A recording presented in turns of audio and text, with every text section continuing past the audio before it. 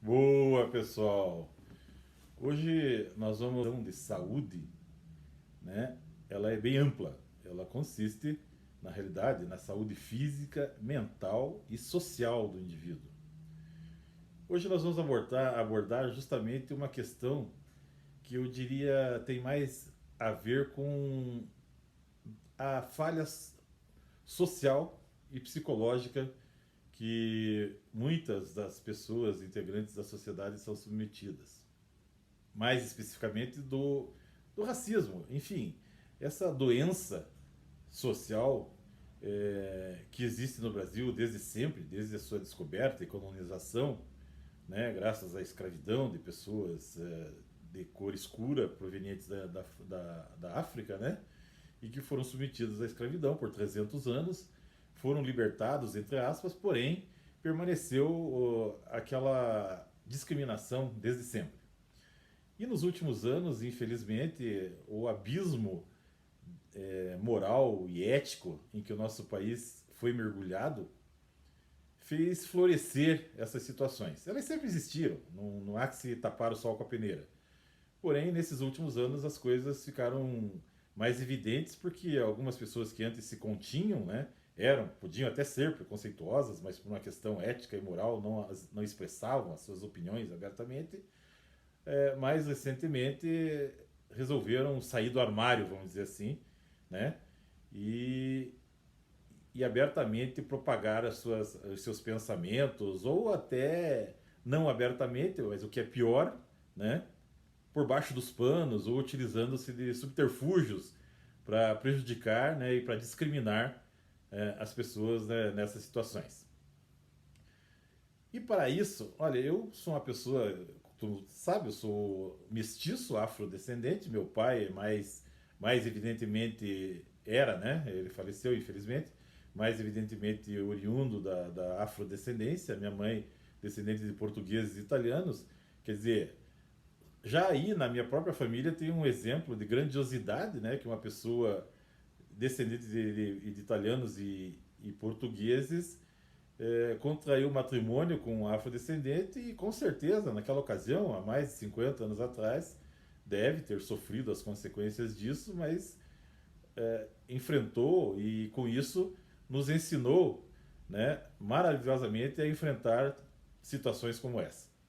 Eu nunca me preocupei com isso, posso dizer até que com certeza já sofri inúmeras situações, mas Deus me dotou com uma capacidade intelectual e que a minha família, mais especificamente a minha mãe, soube investir no desenvolvimento disso, que me tornam, sabe, bem superiores a essas situações. Eu nunca me deixei abater por nenhuma delas. E é justamente isso. Eu vou relatar agora, mais com a finalidade de fazer uma solicitação às pessoas responsáveis para que vejam a realidade dos fatos e também para deixar registrado aqui como um protesto ou como uma, sabe, uma coisa que vai ficar para a posteridade e que vai deixar claro, né, a situação que estamos vivenciando. Isso mesmo, eu estou falando de mim mesmo. Eu, Paulo Roberto Palhano Fontinelli, médico, cardiologista, cirurgião cardiovascular, advogado e mais recentemente piloto de aeronaves. Uma situação que eu estou enfrentando junto à Vara de Infância e Adolescência de Curitiba.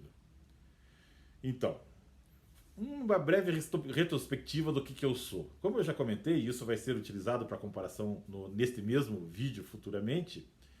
É, no meu primeiro, no ensino fundamental, ensino médio, graças a Deus sempre fui considerado o melhor aluno do colégio na ocasião, como eu disse já, por amar assim o estudo, o aprendizado, a sede do aprender. E é por isso mesmo que dediquei toda a minha vida ao aprendizado e também ao ensino, né, às pessoas que comigo conviveram.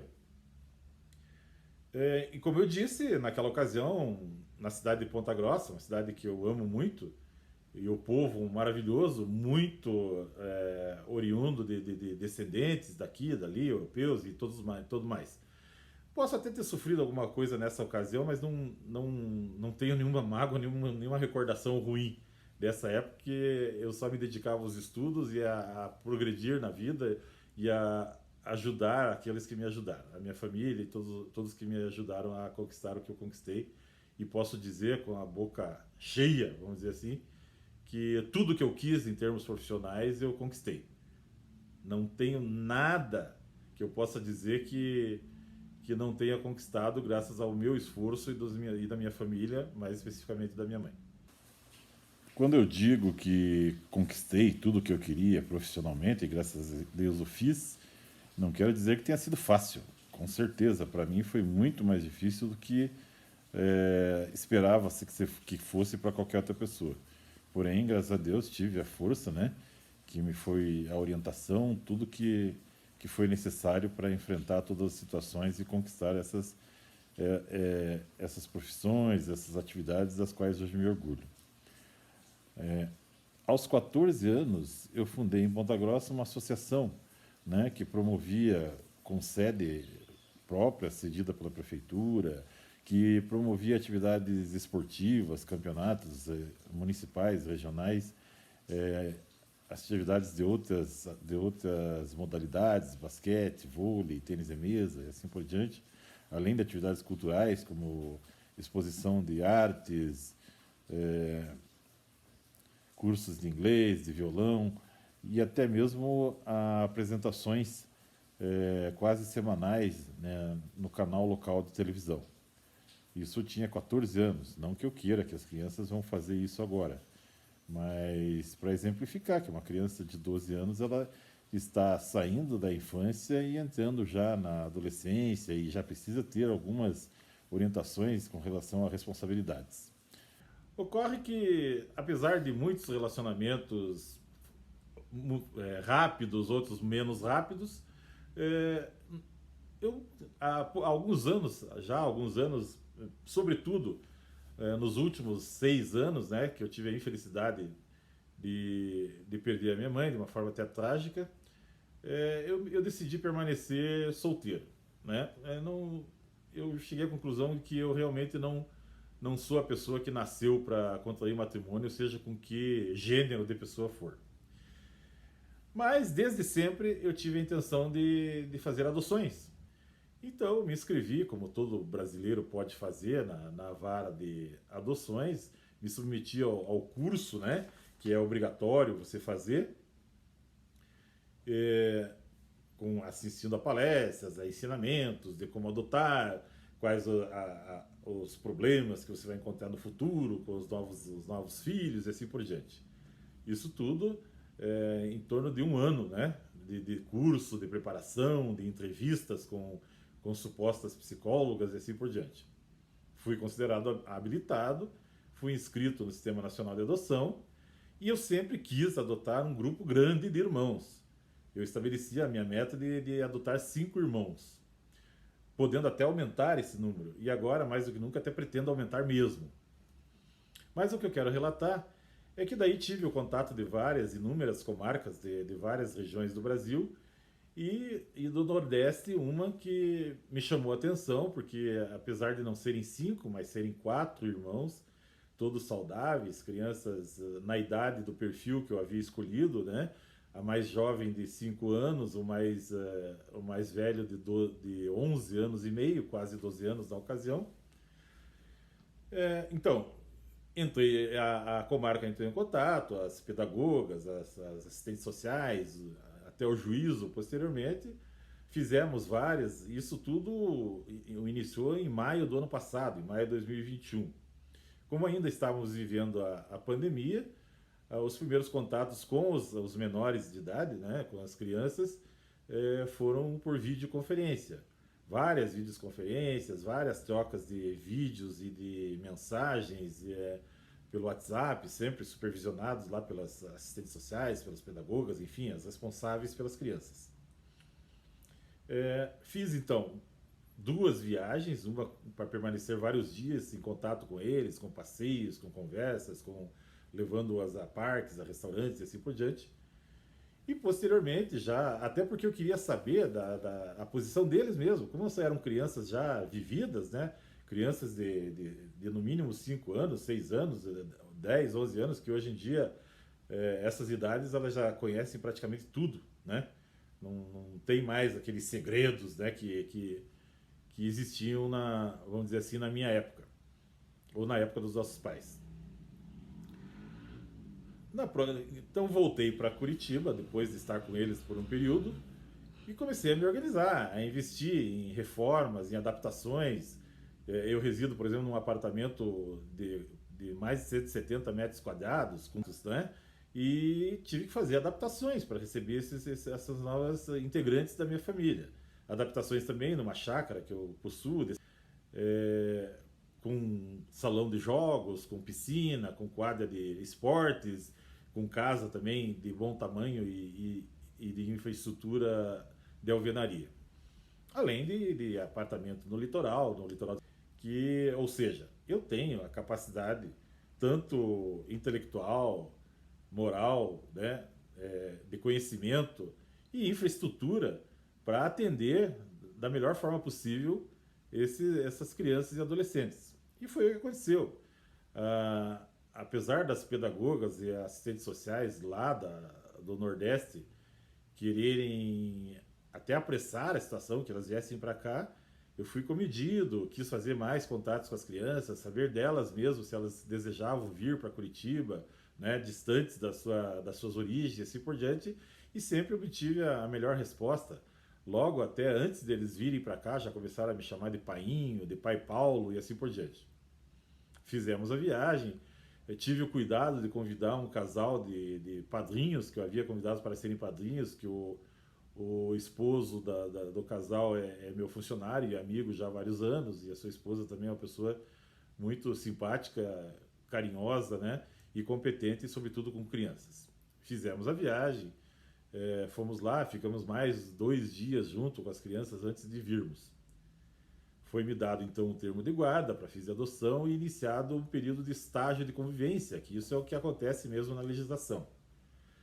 Tanto era a certeza do juízo lá da comarca de origem, quanto das pessoas que acompanharam todo esse processo de aproximação, de que eu as adotaria com segurança, com certeza, tanto da parte delas quanto da minha, que esse estágio inicialmente foi determinado por apenas 30 dias. 30 dias para só, vamos dizer, sacramentar, né, essa convivência que já era, assim, muito afetuosa já nesse período perante a todos que estavam acompanhando. Porém, por uma formalidade, né, uma formalidade do juízo, foi encaminhada uma carta precatória para a Vara de Infância de Curitiba. E que, em tese, essa Vara de Infância deveria fazer um acompanhamento, uma visita, sei lá, uma entrevista conosco, né, e mandar um relatório para a comarca de origem sobre o que eles presenciaram durante essa situação em nossa residência. Porém, os 30 dias se passaram e a Vara de Curitiba não nos acompanhou de forma alguma. Depois de passado mais uma semana do encerramento, em tese, do prazo de convivência, uma funcionária, uma senhora que se intitula como técnica da infância, nos telefonou chamando para uma entrevista, foi feita uma entrevista. Nessa entrevista, eu até por não ser conivente com nenhum tipo de mentira e querendo passar isso para as crianças, disse para as crianças: vocês falem a verdade do que vocês estão achando, o que aconteceu e tal. E eu mesmo comentei que quando as crianças chegaram, eram 2 meninas menores e 2 meninos maiores, que, bom, primeiro, que elas tinham chegado com piolho, né? Foi feito o diagnóstico, foi feito o tratamento, tudo certinho. E as 2 meninas, elas tinham aversão total a verduras, legumes e assim por diante. E por óbvio que nós conversamos com elas a respeito da importância disso tudo, mas sabe como é que é criança, uma delas bem travessinha, né? Para se ter uma ideia, quando eu servi brócolis, couve-flor, etc., essas verduras cozidas que eu gosto muito, né? Ela nitidamente fingiu que estava passando mal e vomitou sobre a mesa. Por óbvio que aquilo me irritou, né? E eu dei um puxãozinho de orelha nela. Dei um puxãozinho de orelha nela, ela estava sentada na cadeira, daí levantou, né? Daí, nossa. E eu disse para eles, ó, pode contar esse episódio, pode contar essa situação, porque, como eu já comentei, eu sou tenho aversão a mentiras, e não sou eu que vou passar para eles, ou pedir para elas mentirem sobre qualquer coisa. E eu mesmo comentei esse episódio com a suposta técnica da infância. Essa senhora disse que possuía 30 anos de atividades na área e tudo mais, mas infelizmente eu acredito que agora ela esteja mais para se aposentar, né? Pelas coisas as barbaridades que ela relatou depois. Enfim, houve essa entrevista numa quarta-feira. Ela me disse que então ela mesma solicitaria ao juízo de origem a prorrogação do estágio de convivência, porque achava que 30 dias tinha sido muito curto, que não sei o que, e que passaria a nos visitar ou a nos chamar para entrevistas a cada 10 dias. Como eu não tinha nada com que me preocupar a respeito disso, concordei plenamente. Né? Achei até bom que ela acompanhasse mais de perto e que, enfim, talvez até as crianças se sentissem melhores, não sei.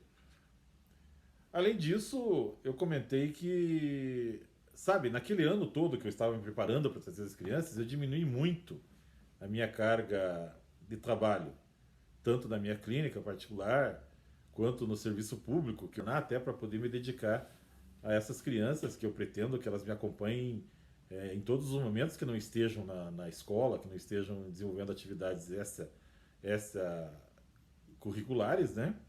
A gente vai estar sempre conversando, sempre juntos, enfim. Eu costumo dizer que onde eu estiver, eles vão estar comigo. Bom, isso tudo foi relatado. Qual não foi minha surpresa que no dia seguinte, na quinta-feira, ela apareceu no meu apartamento. Sem aviso prévio, sem nada, visita de surpresa. Sendo que ela havia me dito que ia nos visitar dali 10 dias, pelo menos, né? Mas tudo bem. Recebemos, mostramos a convivência como é que estava. A gente tinha acabado de terminar o almoço, enfim. Tudo como uma família normal, né? E eu havia dito para ela, como eu disse, como eu diminui bastante a minha carga de trabalho, e quem estava me dando o apoio para cuidar das crianças nas primeiras semanas era a esposa que eu falei do meu funcionário, que era madrinha, e também a minha cunhada, que por sinal reside a 2 quadras do meu apartamento, ali na mesma região onde eu resido, e também me deu apoio nessas primeiras semanas. É, eu não via necessidade de contratação, porque primeiro que eu não acho que crianças de 6 e 12 anos, né, necessitem de babá. Não via necessidade, e também porque essa menina de 5 anos, ela tinha muita tendência a se apegar às cuidadoras, tanto que lá na casa de acolhimento que ela morava, no Nordeste, ela tinha uma funcionária que ela chamava de mãe, porque ela tinha sido acolhida já desde neném, né? Então não teve muita convivência com a mãe biológica dela. Então o que eu comentei com essa funcionária da vara é que eu não pretendia contratar nenhuma funcionária, até porque hoje em dia, para você selecionar uma funcionária que cuide de crianças, que vai entrar na tua casa e ter acesso à tua família, né, é bem complicado. Mas, mesmo assim, e também elas têm que ser submetidas a um período de experiência. Eu fiquei pensando, poxa, eu vou contratar uma babá, ela vai se apegar, vai querer chamar de mãe, e daqui a pouco eu vou ter que tocar. Então, até para preservar essas crianças, eu evitei. Mantive sempre o contato delas com os padrinhos. Eu havia convidado 4 casais para serem padrinhos, né, dos 4 filhos. Então, com essas pessoas, a gente manteve contato. Todas as pessoas que convivem comigo já sabiam da adoção, receberam fotos da nossa convivência e assim por diante.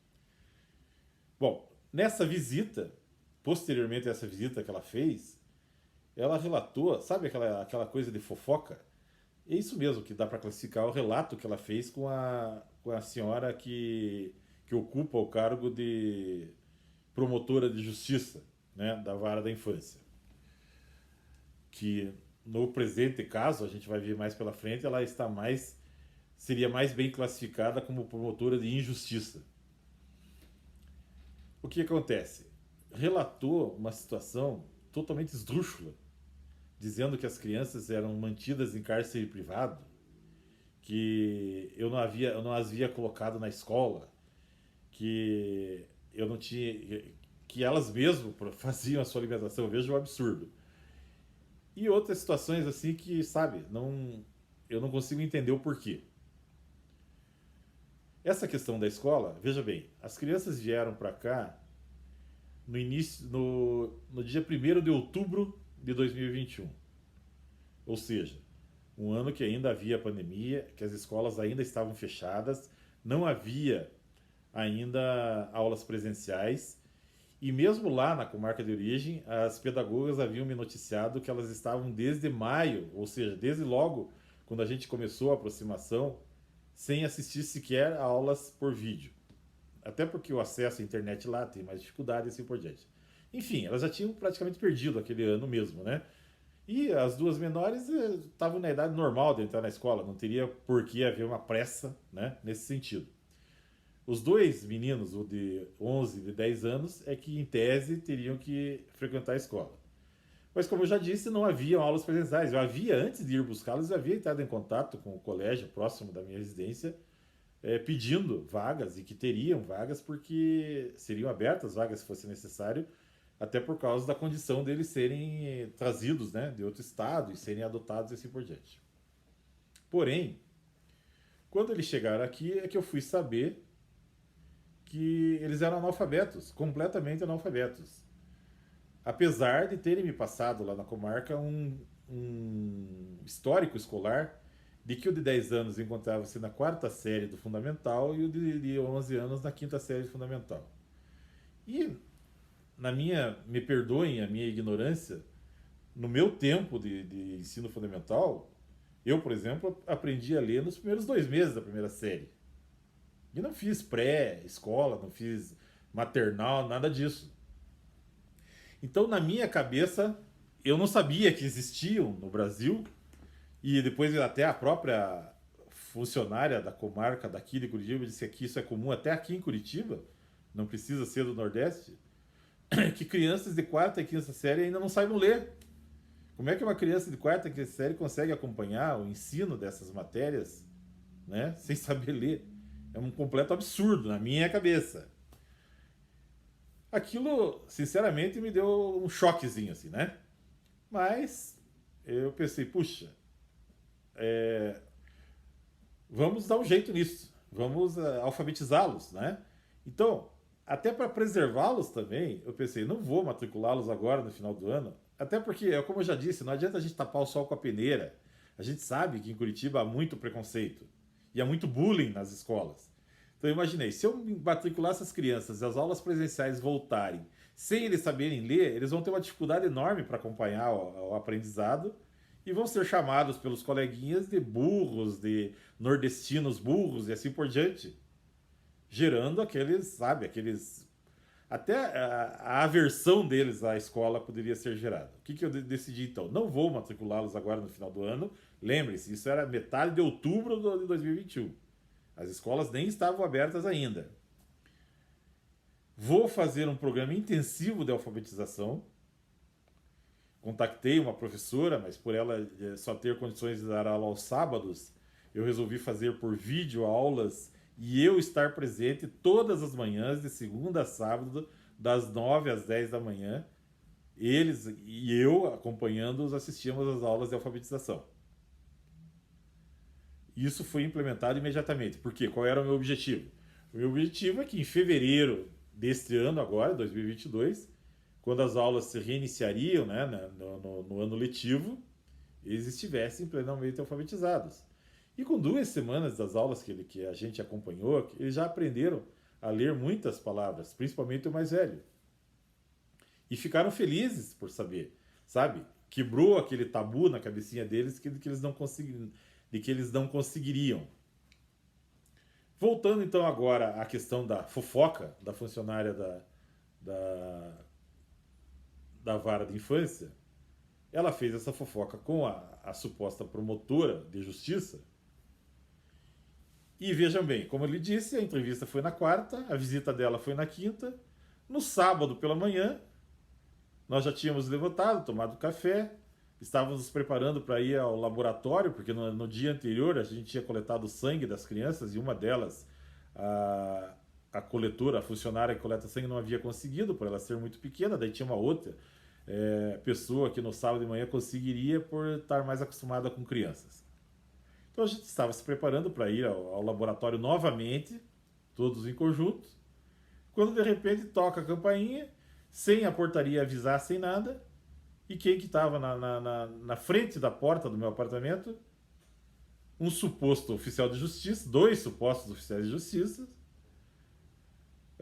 duas moças que não se identificaram como funcionárias da promotora, mas que não apresentaram as credenciais legais nenhuma, e posteriormente a promotora se recusou até a apresentá-las, e a polícia. Enfim, sabe, um show pirotécnico de apreensão das crianças com a polícia. Viatura parada na frente do edifício, né? Adentraram o edifício e disseram para a porteira não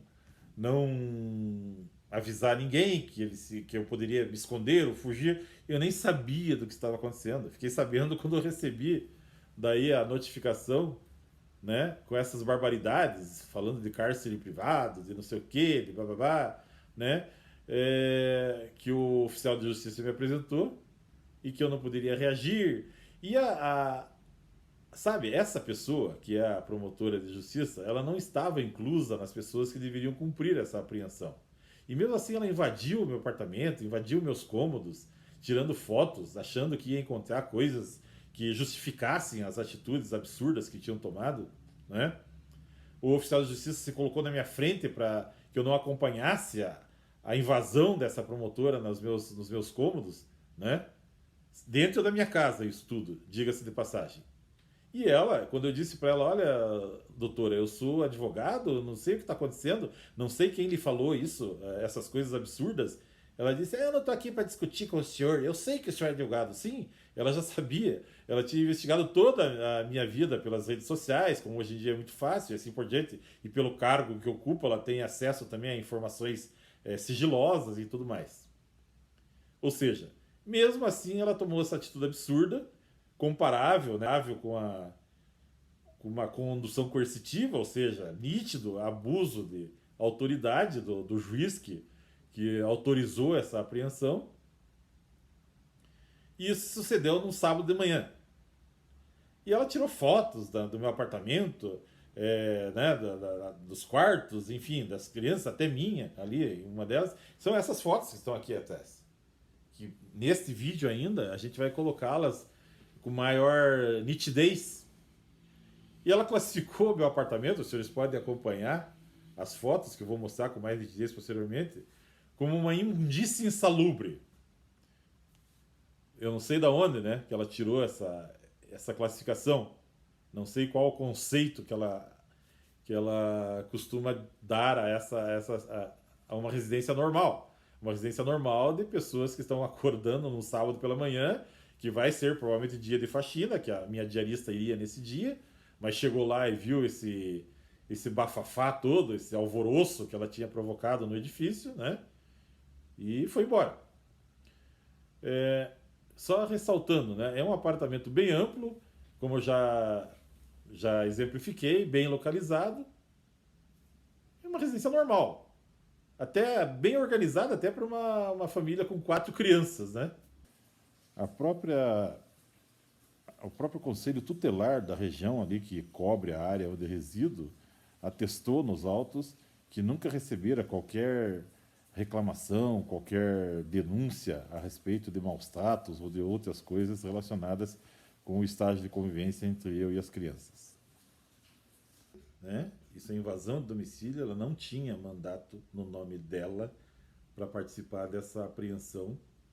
Estavam previstos somente os oficiais de justiça e o auxílio, né, da polícia, quer dizer, uma apreensão com policiamento, com viaturas na frente do edifício, sendo que eu nem sabia da situação e que o mais correto a ser tomado pela legislação, pelo próprio Estatuto da Criança e do Adolescente, seria a promotora ter me convocado, né, para uma conversa, para dizer que haviam suspeitas de que há maus tratos do cárcere privado, coisas assim, e ter efetuado um termo de ajustamento de conduta. Esse teria sido a atitude correta. Mas, ao contrário, né, foi tomada essa atitude grotesca que mais causou prejuízos às crianças e a mim, por óbvio, né, do que benefícios. Quer dizer, ela disse que ela justificou, lógico, ela tinha que criar uma situação de terror para justificar a autorização dessa apreensão. Então, como eu mencionei, foi dito que as crianças estavam em situação de risco, né, em cárcere privado, sem se alimentar, que ficavam sozinhas, presas no apartamento. Todas mentiras. Mentiras absurdas que eu não sei. Lógico, é como eu disse, eles tinham que exagerar na situação, porque senão eles não teriam o direito de intervir. Como eu comentei no início, a comarca de Curitiba era só para fazer o acompanhamento e um relatório. Não era para intervir no estágio de acompanhamento. Então, para que essa intervenção absurda tivesse algum fundamento legal, ela tinha que criar uma situação de terror no papel. Porque na prática, nada se comprovou. Nem até o presente momento conseguiram provar nada. Investigou toda a minha vida, não tem nada que eu tivesse feito de errado em relação às crianças, em relação aos cuidados e assim por diante. Por óbvio que eu não fiquei contente com essa situação. Quem é que fica contente da sua residência ser invadida e as crianças que já estavam convivendo comigo de uma forma ou de outra já há quase um ano, né, pelo menos há 8 meses, serem retiradas abruptamente? Nessas fotos mesmo que ela tirou, dá para se ter a visão de que não existe nada de ausência de higiene, ausência, como constou em alguns dos relatórios e petições da promotora, né? Completa ausência de higiene e não sei o que, e assim por diante. E é como deixar bem claro, porque se não como não existiu, mas se não existisse essa situação de risco para as crianças, a intervenção dela, de qualquer forma, seria e é completamente ilegal.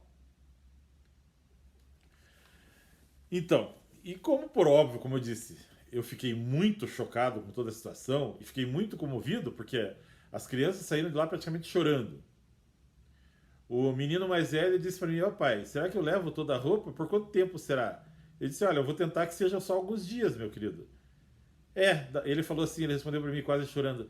Da outra vez também, falaram pra gente que ia ser alguns dias só e nós ficamos 4 anos lá na casa de acolhimento. Sabe, aquilo me cortou o coração. Me cortou o coração. Isso era um sábado. Eu passei o sábado à tarde e o domingo todo contactando amigos, advogados, até um ex-professor meu que se prontificou a colaborar na ação, inclusive, que é um ex-ministro do Superior Tribunal de Justiça, sabe? E ele me comentou que já havia atuado em situações parecidas aqui mesmo em Curitiba, na comarca de Curitiba. Eu fiquei preparando então, mas resolvi litigar principalmente em causa própria. Até para protestar mesmo quanto a essa situação totalmente absurda, totalmente, sabe, impositiva. E sem uma. Em medicina, nós temos o que se chama de diagnóstico de exclusão. Então, e é por isso que a gente tem que classificar essa situação toda como racismo. Porque é o diagnóstico de exclusão. Nenhuma das situações supostamente de risco para as crianças não foi, nem é possível comprovar. Porque não existiram. A única situação de risco na ocasião era uma pessoa ou mal intencionada, ou sei lá por que motivos, intervisse de tal forma a retirá-las com força bruta do seu novo lar. E foi o que aconteceu. Essa era a única situação de risco. E foi a que foi patrocinada pela funcionária do poder público. Então, pela minha total decepção, de estar pasmo com toda aquela situação, passei o sábado e o domingo redigindo uma petição de um agravo de instrumento, de um recurso, e protocolei até no plantão judiciário do Tribunal de Justiça. Infelizmente, né, o juiz substituto ou desembargador que ficam no plantão judiciário, vendo aquela situação toda, acha inacreditável, né? E até assim, as pessoas mais próximas que a gente comenta, eles ficam pensando, como é possível isso? Em pleno século XXI. Olha, será que você não cometeu mesmo alguma coisa de errado para eles tomarem essa atitude? Então isso gera um dano moral também incomensurável. Porque eu sou uma pessoa que sempre primei na minha trajetória profissional, né, pela ética, né, pela moral, enfim. E graças a Deus tenho uma clientela boa na minha profissão. Então, foi não foi deferido a tutela de emergência que eu requeri para que as crianças retornassem imediatamente. Ele determinou um prazo para que o juízo fosse ouvido. Nesse prazo, naturalmente, daí aquele relato que era só verbal, veja bem, a atitude foi tomada depois de relato verbal daquela funcionária que esteve em visita no meu apartamento. Depois, daí nesse prazo, foi, né, e vendo a minha revolta, né, fui respeitoso na petição, mas revoltado, demonstrei a minha revolta com as atitudes impensadas e, sabe, mal avaliadas, tomadas tanto pela promotora de justiça, primeiro pela funcionária da promotora de justiça, e com, vamos dizer assim, a autorização do juízo. O juízo, eu não sei, enfim, ele só homologou a petição da promotora. Sabe, os termos são os mesmos da petição e da decisão que autorizou a apreensão das crianças.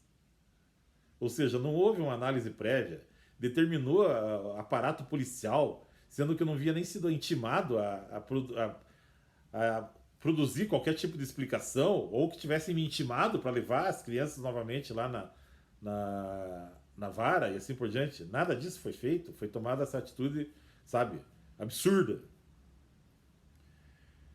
E, sabe, os juízes, os desembargadores de segunda instância, todos que a gente conversou, dali em diante, porque a novela já se prolonga por 9 meses. Há 9 meses as crianças estão acolhidas lá numa casa de acolhimento, até que eu diria que deve ser a menos ruim de Curitiba, porque tem alguma infraestrutura razoável. Eu estive lá tentando conversar com as crianças, que fui impedido, né? Porque houve uma determinação de afastamento, isso tudo para tentar quebrar o vínculo, né, que já havia se formado e muito forte entre mim e as crianças. E a ideia agora deles é tentar oferecê-las separadamente, agredindo totalmente o Estatuto da Criança e Adolescente e a doutrina, a jurisprudência, que fala sobre a permanência do grupo de irmãos sempre que possível numa adoção. Como eu já disse, a novela se prolonga por 9 meses. 9 meses que agora sim as crianças podem se dizer que estão em cárcere, né? Não é um cárcere privado porque é uma instituição ligada ao Estado.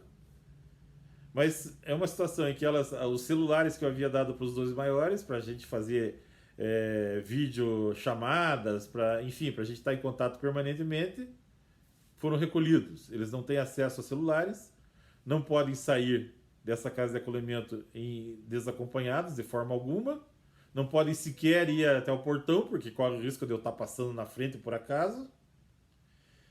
E agora estão matriculados em escolas. Já havia feito a matrícula deles em dezembro para o ano letivo de 2022. Mesmo eu não tendo conseguido eliminar logo que eu entrei com o pedido de revisão dessa situação toda, eu fiz vários pedidos, várias petições, tanto para o juízo de primeira instância quanto para a segunda instância, a cada situação que eu via que estava destruindo todos os planos que a gente havia feito, eu em conjunto com eles.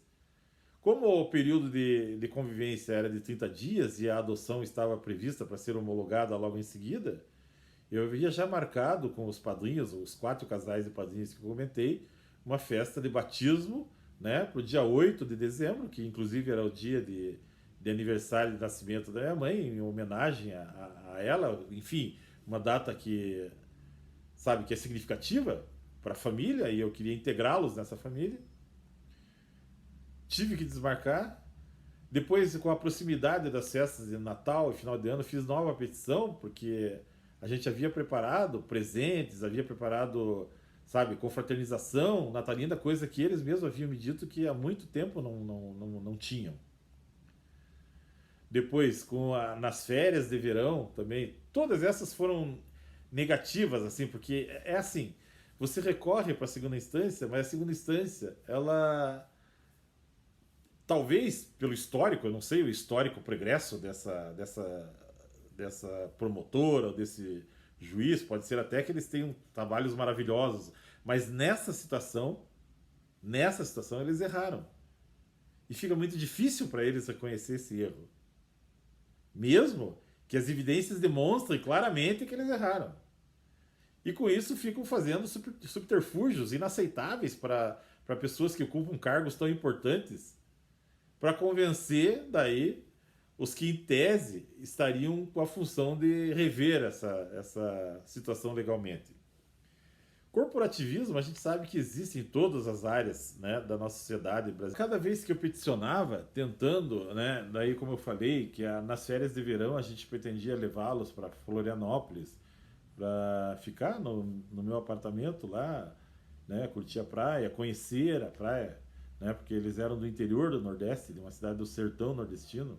Por incrível que pareça, a essas petições, o juízo de primeira instância respondia assim que não havia nos autos relatórios da casa de acolhimento que dessem conta que elas gostariam de estar conosco no Natal, ou que elas estariam tristes por não estarem viajando comigo. Quer dizer, qual criança que não preferiria estar viajando do que estar presa numa instituição de acolhimento?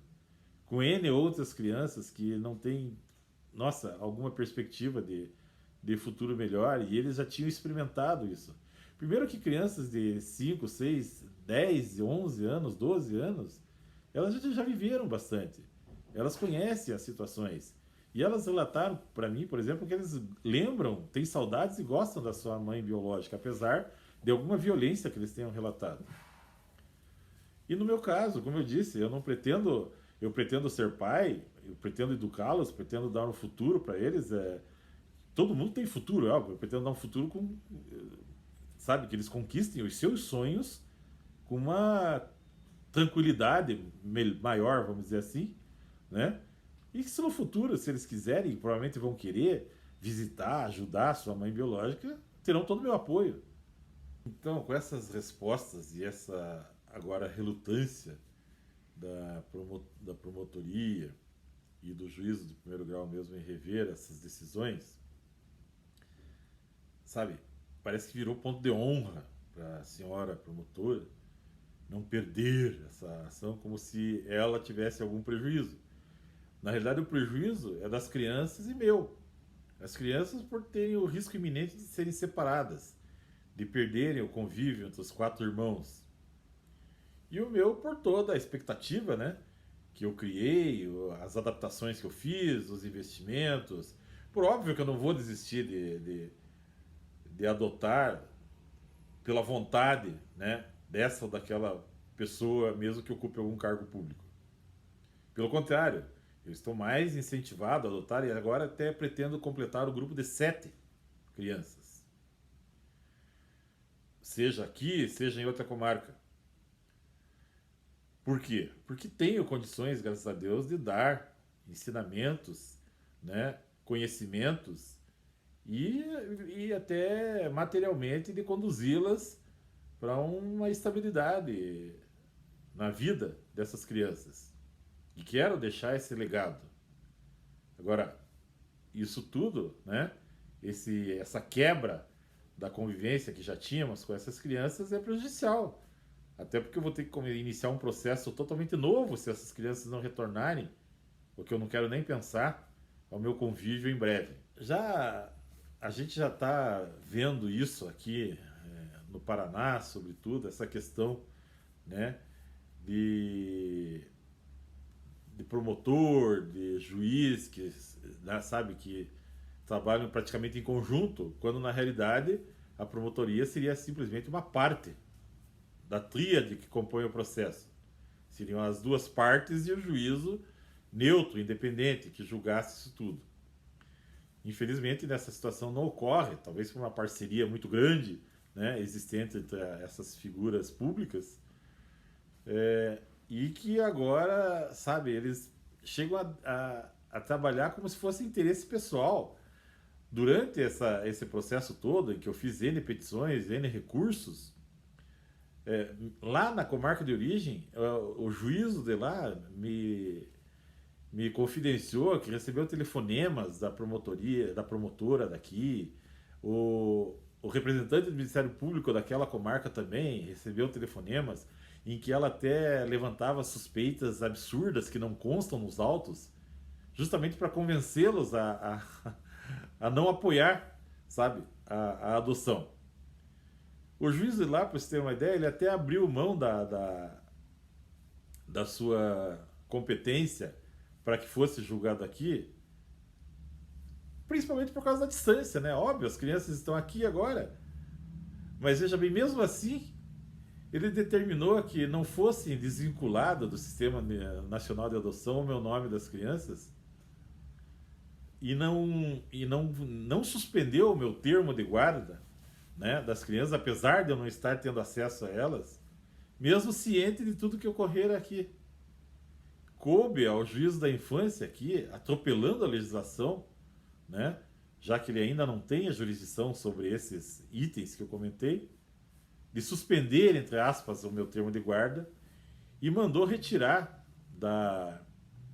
do Sistema Nacional de Adoção o vínculo que existia entre eu e as crianças, abrindo o caminho, né, para dar seguimento a um processo de adoção que correria lá na comarca de origem e que mesmo assim ele deu seguimento aqui. A comarca de origem deixou bem claro que o processo seria transferido para cá após a preclusão dos recursos que eu pudesse interpor lá em relação ao encaminhamento da competência. Isso foi desobedecido aqui pela comarca de Curitiba. É como eu disse, criam-se situações impensáveis, sabe? E é por óbvio que isso influencia os julgadores de segunda instância, né? Que acham inusitada a situação. Os desembargadores que eu conversei, que eu tive a oportunidade de conversar, que foram muito atenciosos, eles ficaram também surpresos com essa situação toda, porque a priori não tinham visto uma coisa dessa. Mas há necessidade que eu peço a essas pessoas que vão julgar ainda outros recursos que analisem com cuidado as situações fáticas. O que eu estou relatando aqui agora são os fatos, são as coisas que ocorreram na realidade que estão ocorrendo. Não existe prova nenhuma que as crianças estivessem em situação de risco comigo. Nada do que foi argumentado se provou. E é por isso mesmo que eu estou trazendo aqui as fotos tiradas pela própria promotora na sua invasão no meu apartamento e que demonstram uma residência normal, né? Desorganizada. Esse negócio de desorganização eu já comentei. Depende de cada um. As coisas são organizadas de acordo com o que você encontra adequadamente as coisas que você precisa, né? De imediato. Então as mentiras, né, são mentiras que foram criadas naquela ocasião, elas acabam se perpetuando. E já se disse na política nacional que por pessoas ilustres que uma mentira ela não se sustenta, a não ser que novas mentiras venham ser criadas para tentar dar sustentação a elas. E isso envolve N pessoas, como na situação atual. Pela influência que a promotora tem sobre a responsável pela casa de acolhimento e os funcionários que lá estão, por óbvio que os relatórios que elas apresentaram e que apresentam e que influenciam os julgadores de segunda instância, dizem que as crianças agora estão maravilhosas, estão adaptadas. É óbvio que criança que não vai querer se adaptar, né, para não sofrer.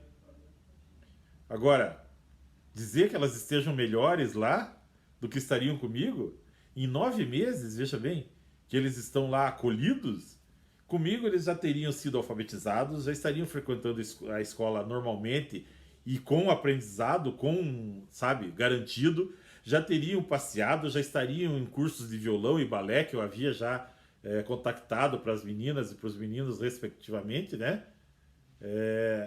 Já teriam viajado, já teriam conhecido a praia, teriam permanecido no litoral, no nosso apartamento, já estariam jogando tênis, já estariam jogando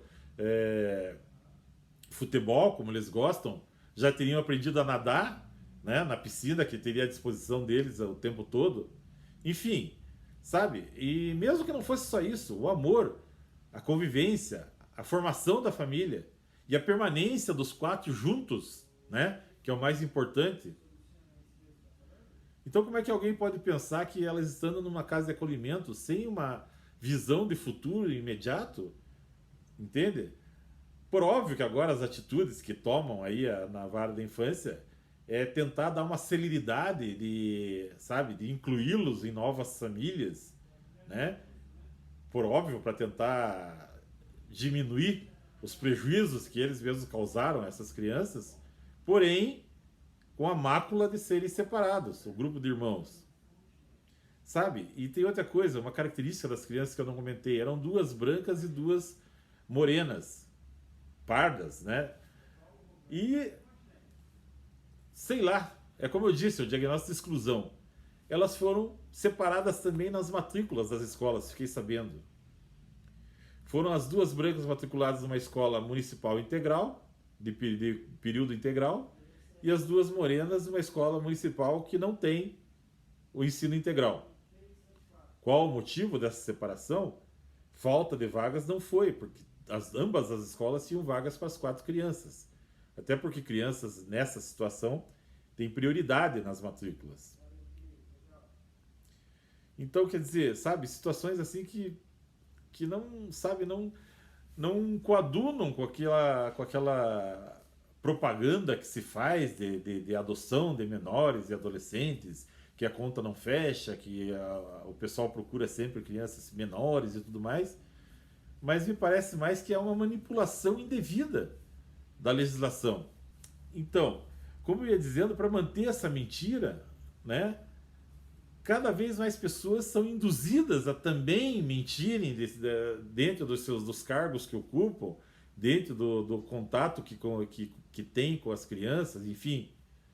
Então cria-se uma situação que mais a gente tem que acreditar que a verdade vai vencer, né? Que a situação vai se resolver, que alguém responsável em julgar, né, vai analisar adequadamente os fatos, imparcialmente, e vai reverter essa situação. A gente tem que acreditar. Agora, o problema é justamente o tempo, né? E é esse tempo que o pessoal tenta atravessar.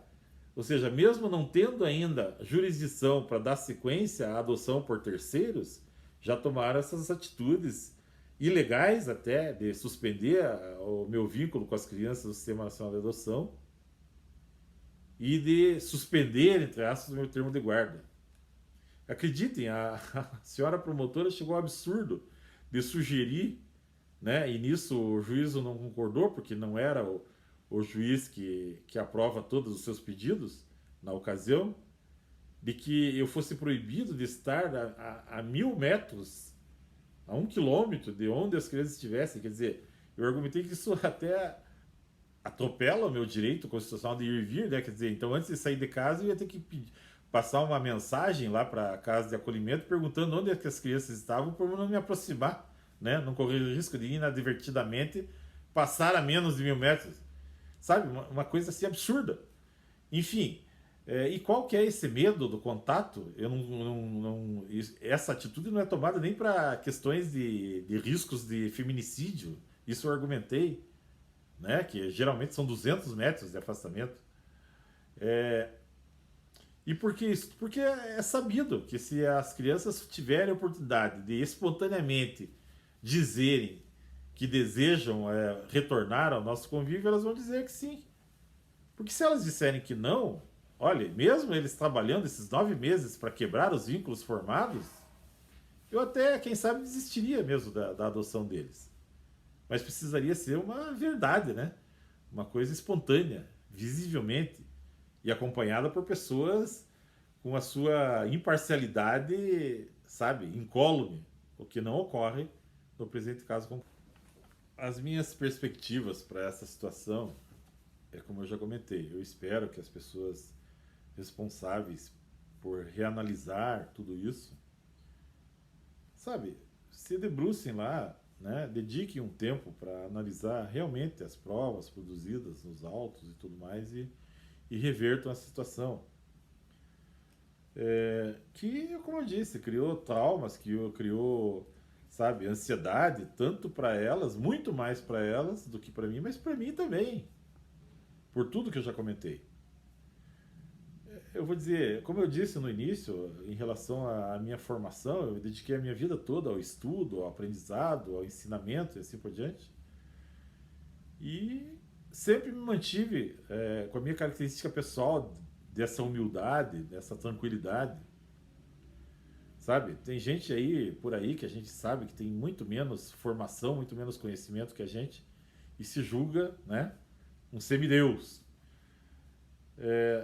O que eu não quero é que confundam a minha humildade com como muitas pessoas às vezes fazem, com, sabe, com incapacidade, com medo, com coisas assim. Não, isso nós não temos. Eu tenho sim uma formação já, graças a Deus, de família, de manter os meus pés no chão, a minha humildade, o tratamento de acordo com a situação que se coloca e assim por diante.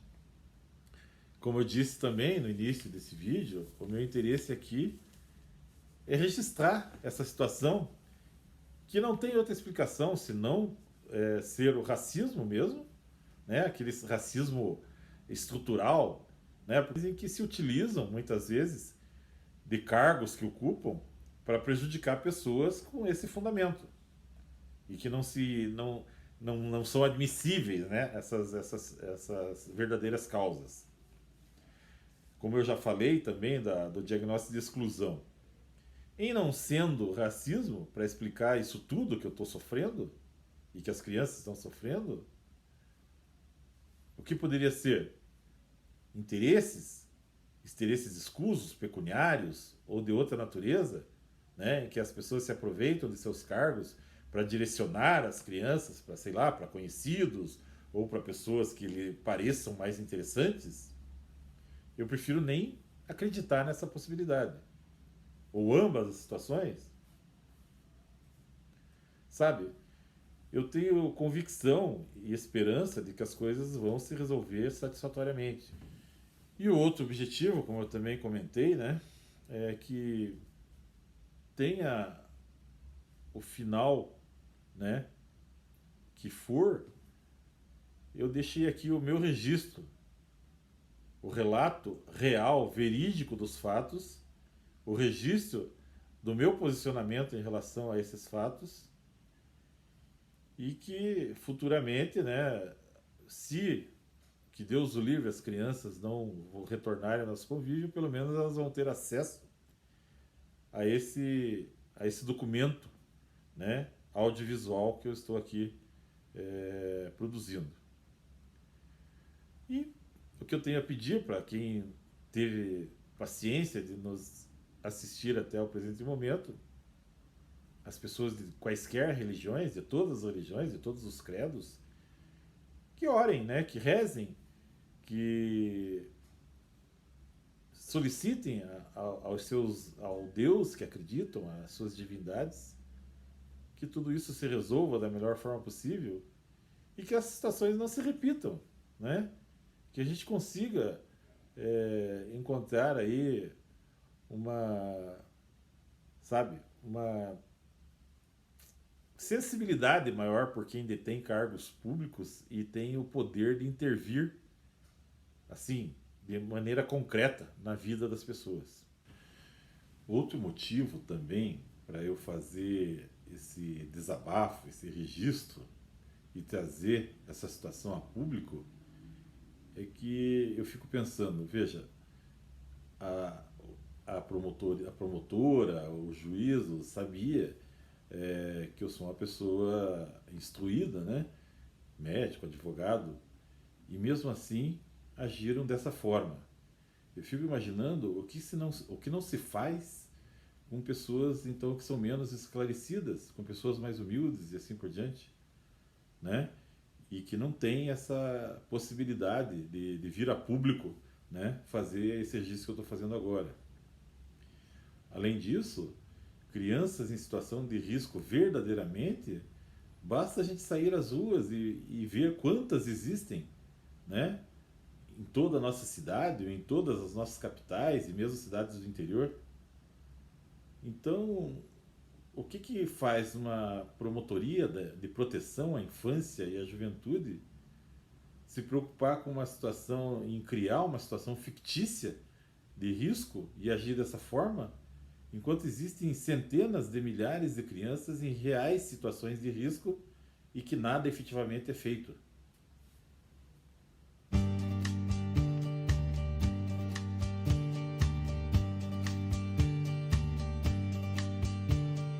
Hoje eu tive um sonho que foi o mais bonito que eu sonhei em toda a minha vida. Sonhei que todo mundo vivia preocupado, tentando encontrar uma saída. Quando em minha porta alguém tocou, sem que ela se abrisse, ele entrou. E era algo tão divino, luz em forma de menino, que uma canção me ensinou.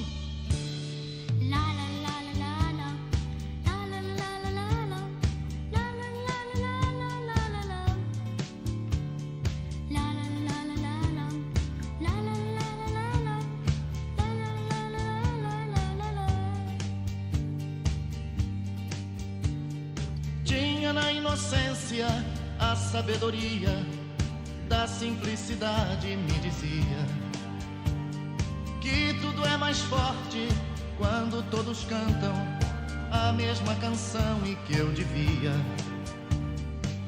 ensinar a todos por ali, e quantos mais houvessem para ouvir, e a fé em cada coração, na força daquela canção, seria ouvida lá no céu.